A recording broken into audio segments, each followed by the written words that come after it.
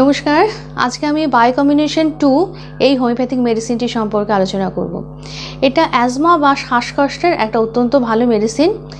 এই মেডিসিনটির কম্পোজিশনে রয়েছে kali phosphoricum, magnesium phosphoricum, natrum মিউরিটিকাম এবং ন্যাট্রাম সালফিউরিকাম।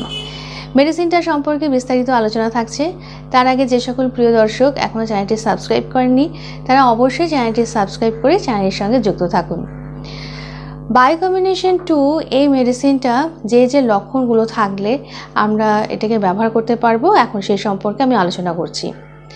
প্রথমত দেখা যায় যে একটা লক্ষণ, হঠাৎ করে গলা সুরসুর করে খুব কাশি হচ্ছে, সেক্ষেত্রে এই মেডিসিনটা ভালো কাজ করবে। এছাড়া এটা শ্বাসকষ্টের একটা খুব ভালো মেডিসিন এবং যখন দেখা যায় যে শ্বাসকষ্ট এটা খাবার খাওয়ার পর বা অতিরিক্ত পরিশ্রমের পর শ্বাসকষ্ট যখন বেড়ে যায়, সেক্ষেত্রেও এটা খুব ভালো কাজ করবে। এছাড়া এর কম্পোজিশনে রয়েছে ন্যাট্রাম মিউরিটিকাম।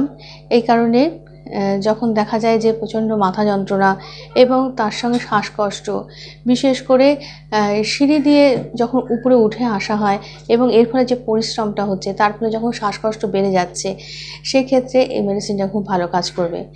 এছাড়া এর কম্পোজিশনে রয়েছে ন্যাট্রাম সালফিউরিকাম। এই কারণে এটা কিন্তু হিউমিড অ্যাজমার উপর খুব ভালো কাজ করবে। অর্থাৎ যখন দেখা যায় যে ওয়েদারে যখন হিউমিডিটি বেড়ে যায়, বিশেষ করে বর্ষাকালে, তখন যখন দেখা যায় কাশি হচ্ছে, প্রচণ্ড কাশি, শ্বাসকষ্ট এবং কাশির সঙ্গে দড়ির মতন গাঢ় কফ উঠে আসে, সেই ক্ষেত্রে এই মেডিসিনটা কিন্তু খুব ভালো কাজ করবে। তাহলে এই সমস্যাগুলো, এই রেসপিরেটরি সমস্যাগুলোর উপর খুব ভালো কাজ করে। এটা ব্রঙ্কোস্প্যাজম কমাতে সাহায্য করে। তাহলে এই মেডিসিনটা আমরা কীভাবে ব্যবহার করতে পারি? এই মেডিসিনটা যখন সমস্যা যখন অ্যাকিউট হয়, তখন এটা আমরা 4টে করে ট্যাবলেট 1 ঘন্টা ছাড়া 3 থেকে 4 বার এটা আমরা ব্যবহার করতে পারি।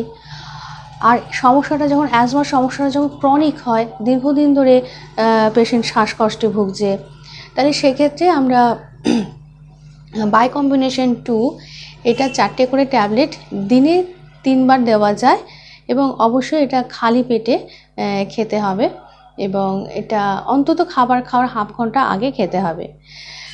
তবে ক্রনিক যখন অ্যাজমা, সেক্ষেত্রে কিন্তু পুরোপুরি সমস্যাটাকে সারিয়ে ফেলার জন্য অবশ্যই কিন্তু কনস্টিটিউশনাল ট্রিটমেন্ট প্রয়োজন। এই কারণে আপনারা আপনাদের কাছাকাছি কোনো হোমিওপ্যাথিক চিকিৎসকের কাছে গিয়ে এই অ্যাজমা বা শ্বাসকষ্টের চিকিৎসাটা নিতে পারেন, অথবা আমার হোয়াটসঅ্যাপ নাম্বারেও কিন্তু আপনারা আপনাদের সমস্যা জানিয়ে এই অ্যাজমা বা শ্বাসকষ্টের চিকিৎসা নিতে পারেন, যাতে এই সমস্যাটা ঠিক হয়ে যায়। তো আজকে আলোচনা এই পর্যন্ত। এর পরবর্তী ভিডিওতে আবার আরেকটি হোমিওপ্যাথিক মেডিসিন নিয়ে আলোচনা থাকছে। সবাই ভালো থাকুন, সুস্থ থাকুন। নমস্কার।